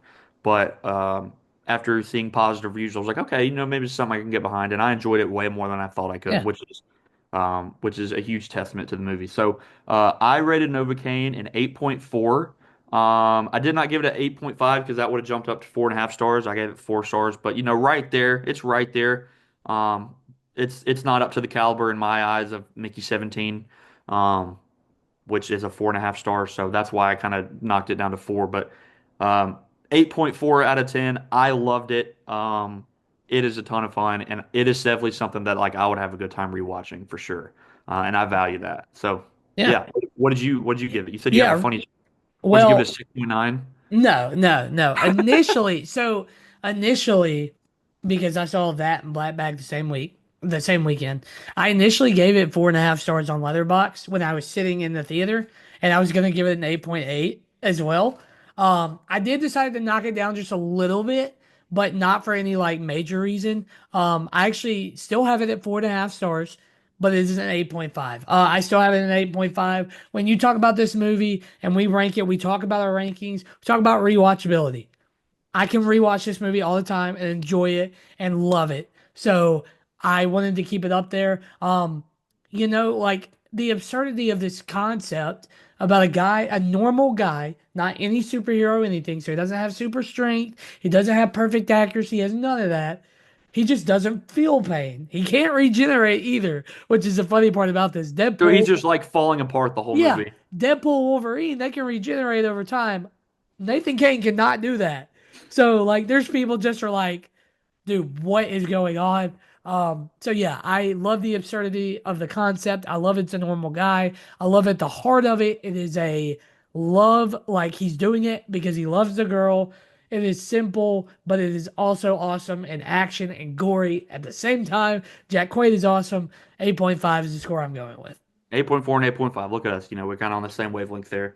And honestly, I'm honestly could see myself bumping it up just kind of as because I kind of adjust my scores, as the Yeah. year goes on. But yeah, we both loved it. Super, super fun. I highly recommend everybody go check this out. Go see it for Jack Quaid and the rest of the great cast. It's a ton of fun. It's super funny. I definitely don't, unless you just don't like gore. Like I don't see how anybody doesn't have fun in this movie. Yeah. Super fun I time. could definitely see if you were like kind of queasy towards that kind of stuff, you could kind of be like, oh God, anybody else, man, you're gonna have a blast. I Yeah. promise you, you're gonna have a blast. Yeah, so I out of our two theatrical releases, I enjoyed Novocaine more. It sounds like you enjoyed Black Bag more, but both are great movies. You need to go check both of them out. Go to the movies, go see these movies, help them make money so um, they can, make sequels. I could see a sequel to both of these movies, Yeah, but they're not going to get made because they didn't make any money, which exactly. sucks. But Yeah, guys, I'm gonna no, be honest. Like looking at like the reviews were high for both of these movies, and I promise you, and this is going to be so stupid, more people are gonna watch The Electric State than Black Bag and Novocaine.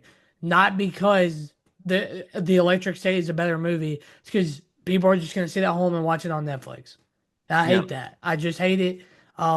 It sucks. Both of these movies that we saw theatrically are just so fun, so like really good movies. You can find something to like in both of them. So, I mean, it's on the audience. Like you got to go see it. You got to go see yeah, it. yeah.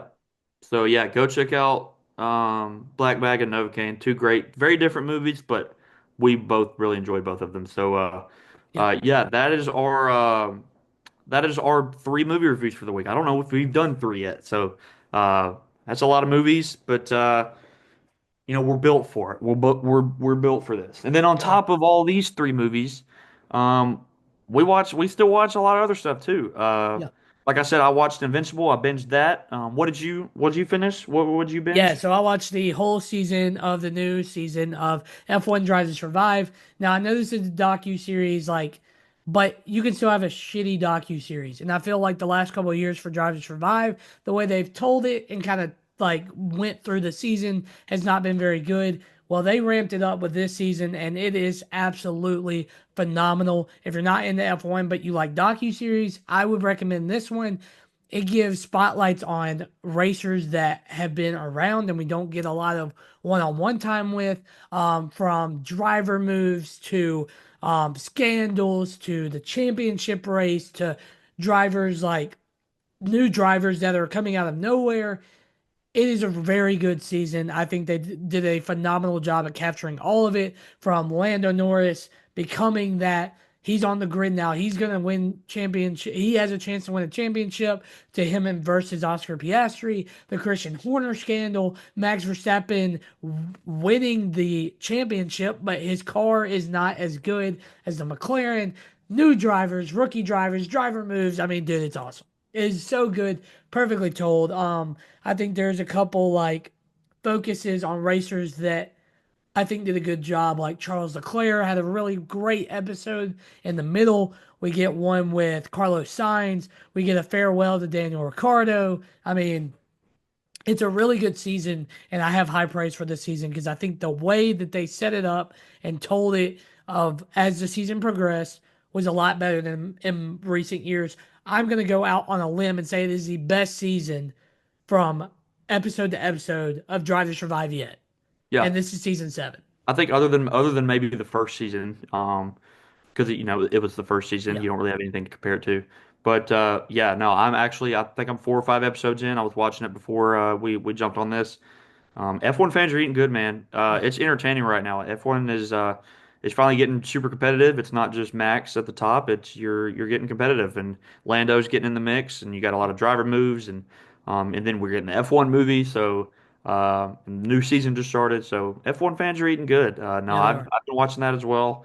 And I'll definitely finish it here in the next couple days probably. But I've been watching a lot of other stuff this week too. Yeah. So did you watch any other movies or shows or anything, or is that your main one? Shows I know you had today. people in town, so Well, yeah. So yesterday, me and Cameron were very lazy. We watched a lot of SVU, and I've kind of noticed like the gradual increase in like storytelling from the early episodes to the later episodes. They're a lot more intriguing as the show went on, especially like I think we're in 2017. So like season like I don't know 19. And it's actually very good. Very intriguing episodes. I kind of you don't think about that when you think of Law and Order, SVU, but actually some of the cases are very interesting. It was kind of interesting to see like the early episodes were just like very like basic, but now they have more intriguing uh it's like a who done it in an hour, but like they're very more intriguing with storytelling and everything like that. So, and then we had rewatched some old Pixar movies that I haven't watched in a long time. So, A Bug's Life and Finding Nemo and stuff like that. And you just kind of forget how good those movies are. And A Bug's Life, the first Toy Story, Finding Nemo, they really are just Oh really yeah. good. No, I haven't seen the first Bug's Life in so long. Yeah. But yeah, no, Um, other than that, trying to find a show to finish right after, like we have the studio in Last of Us, but like with Severance and Daredevil, trying to find a new show to get into. So, yeah. Well, I'll go ahead and we've talked about it. I'll recommend The Boys. So, my my screen just died. I just went dark. oh no, Um, wow, my Xbox just completely died. That's good. Let me I can turn my still light see you. on. Yeah, no. So, I watched some good stuff this week too. I watched My Cousin Vinny for the first time. Really fun movie from the 90s. Also good, like, courtroom drama movie, but really funny as well. Great Joe Pesci and great Marissa Tomei, who in that movie I think could be potentially the hottest woman of all time.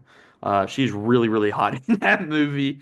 But yeah, I watched My Cousin Vinny. I got my letterbox up here next to me. I watched Love Me, the Bowie movie with the satellite with Stephen Yeun and Kristen Stewart.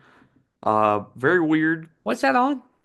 I found it online and watched it. I just streamed it from my phone to my TV. It's not It's on not a on streaming anything. service. Oh, No. Watched that. Very odd, weird movie. Not bad, but just very weird, very different. Um, and yeah, before this episode ends, I wanted to share something with all of you. I watched two of the worst movies I've ever seen in my entire life this week, and they both released this year. They both released this year. One of them is called Picture This, new rom-com on Prime. God awful. God, God awful. You know how much I love rom-coms. I know you don't like rom-coms as much, um, but I love them. I love rom-coms. I have a lot of fun with even the really bad ones. This is a dog shit movie. Horrible rom-com, horrible acting, horrible stories. You don't believe it for a second. It is legitimately one of the worst movies I feel like I've watched in my life. I gave it a zero point 0.1 on LetterBoxd. Didn't even give it half a star. Fuck this movie and fuck the next movie I'm about to talk about too. I saw In the Lost Lands with Dave oh. Bautista and Mila Djokovic, who I think we actually talked about this trailer on the first or second episode. Um, Horrible, horrible, horrible, horrible dog shit movie. Maybe worse than Picture This. It was It was the grossest thing I think I've ever seen in theaters. It is the worst movie I've ever seen in theaters. I would rather watch Madam Web over this movie 10 times in a row than ever watch this shit again. It was so bad. Batista is horrible. The visual effects are horrible. Mila Djokovic is horrible. The story sucks.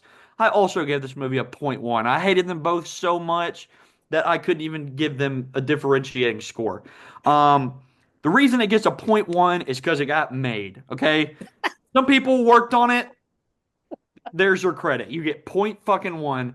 These movies both sucked. Do not ever give these movies the time of day, even if you want to hate watch. Not worth it. Waste of time. And you know what? I told you this earlier this week. I feel like I needed this. I feel Yeah. like I enjoy most movies more than other people, as we've talked about. I think it's a very sad way to live to be super super picky and critical on movies, but for the most part, I even really bad movies I have a fun time with. These two movies sucked and put me in my place. They punched me in the face and were like, "Hey, you need to remember, movies can suck too." Um, and the funny part is that they both came out in 2025, so they were at the bottom of my list, both at a point 1. I genuinely hope I do not see a worse movie this year. Yes, that's my little rant there. So, The only way it gets a zero is if it's completely made with AI yes, yes, it's a movie that got made. by people. Maybe there were good intentions behind it. Other than that, no. Do not Well, ever. In the Lost Lands is like less than an hour. It's like an hour and a half. It is the longest hour and a half that I've ever experienced in my entire life. I wanted to ugh. leave from 10 minutes in. Two truly horrible movies. well, But we had some good movies this week too. yeah, So we with the good movies always comes the bad movies. With that though, we have to end this episode. It was a long one, but a very, very fun one. Next week, I don't know what we have lined up. We know Snow White comes out. I might be missing another one. but I don't know. In two Why? weeks, though, what? You don't want to go see Snow White? I don't know. Next Got question. we got Snow White and Alto Nights as well. Yeah, so might go check out Ulta Nights, but whatever. The next week I think we get a couple good ones. But yeah, with that being said, hope you guys enjoyed this episode. We had a lot of fun going to see all those movies. Even if some of them weren't great. Make sure to like and subscribe, comment down below any of the news or movies that you want to see reviewed, and then don't forget to follow us on Letterboxd, Twitter, TikTok, YouTube, all YouTube Shorts. We post all of that. We will be live reacting probably to the Severance finale, and we have so much stuff coming up that we can't even keep up. So, hope you guys enjoyed the episode. We'll see you guys in episode 12 next week. Peace out, guys. Bye.